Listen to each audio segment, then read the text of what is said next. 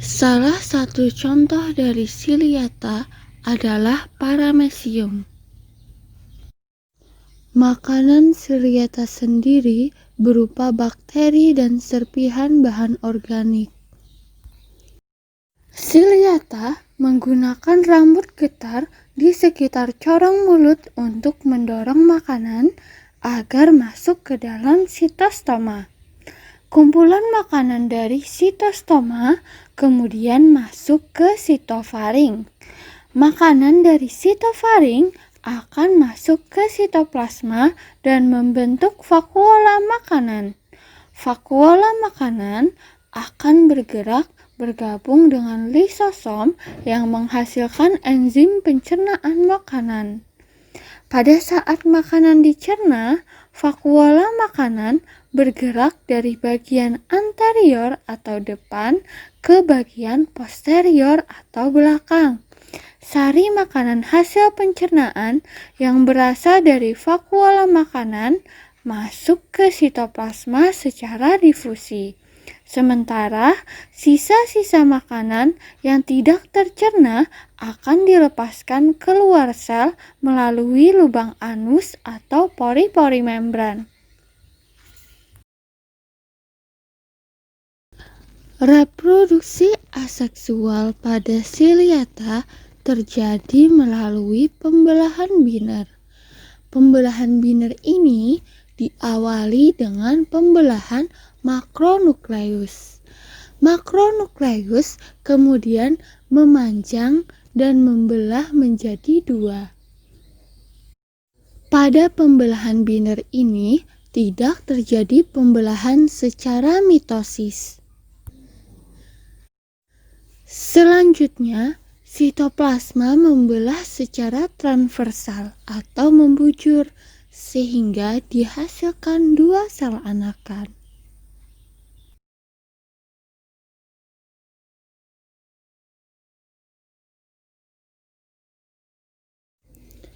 Salah satu contoh dari rhizopoda adalah amoeba. Rhizopoda bersifat heterotrof dan memangsa protozoa lainnya, seperti Siliata, bakteri, maupun alga uniseluler. Rhizopoda akan mendekati sumber makanan dengan cara menjulurkan kaki semunya. Kaki semu akan mengelilingi sumber makanan hingga permukaan membran yang mengelilingi makanan tersebut bertemu. Dengan demikian, terbentuklah rongga makanan di dalam tubuh rhizopoda. Rongga makanan tersebut disebut vakuola makanan.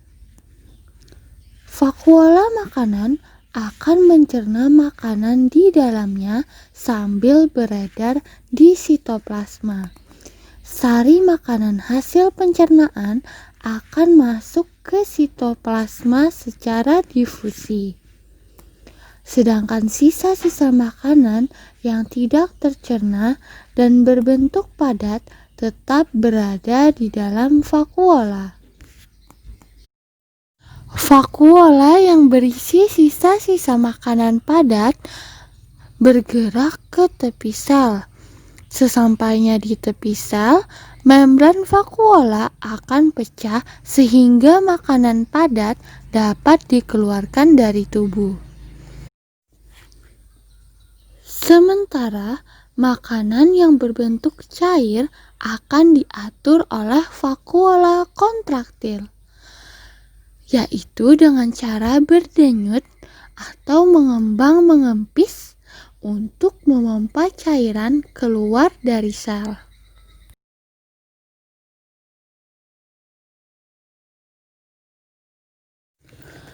Berikut kita akan menyimak penjelasan mengenai jenis flagellata yang hidup sebagai parasit di tubuh manusia, yaitu Trypanosoma cruzi yang menyebabkan penyakit Chagas.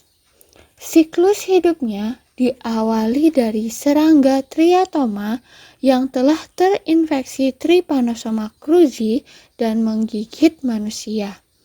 Ketika pengambilan darah, proses metasiklik berupa tripomastigotes mengeluarkan kotoran di dekat area gigitan.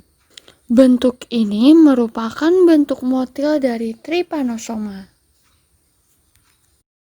Parasit ini memasuki selaput lendir melalui luka yang ditinggalkan oleh serangga ketika menggigit atau dengan selaput lendir yang sehat seperti konjungtiva mata.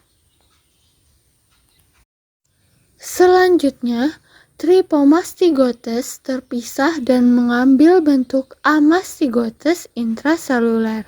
Akibatnya, mereka berkembang biak dengan pembelahan biner dalam sel-sel jaringan yang terinfeksi.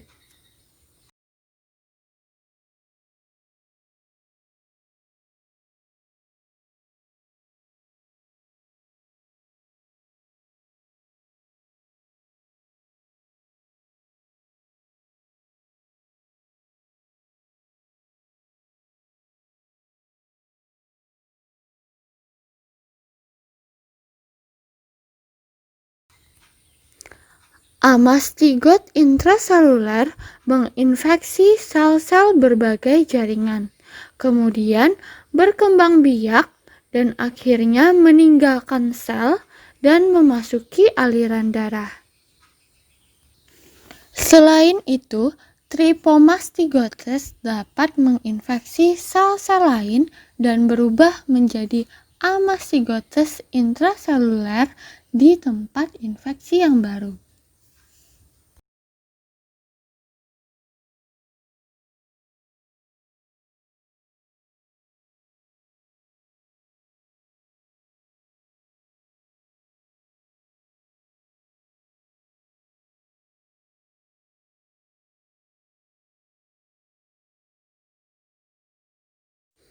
Nyamuk Anopheles betina yang mengandung sporozoid Plasmodium sp menggigit manusia dan meninggalkan sporozoid di dalam jaringan darah manusia. Melalui aliran darah, sporozoid masuk ke jaringan hati atau liver, dan sporozoid tersebut bereproduksi secara aseksual melalui pembelahan biner berkali-kali dan tumbuh menjadi merozoid.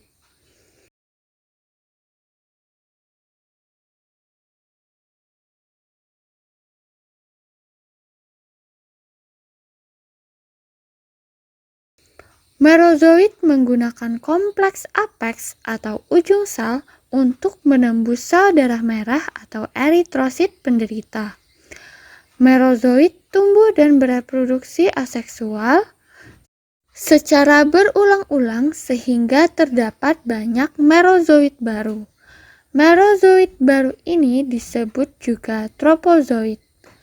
Tropozoid keluar setelah memecah sel darah merah dan menginfeksi sel darah merah lainnya secara berulang-ulang. Di dalam jaringan darah, beberapa merozoid membelah dan membentuk gametosit jantan atau mikrogametosit dan gametosit betina atau makrogametosit.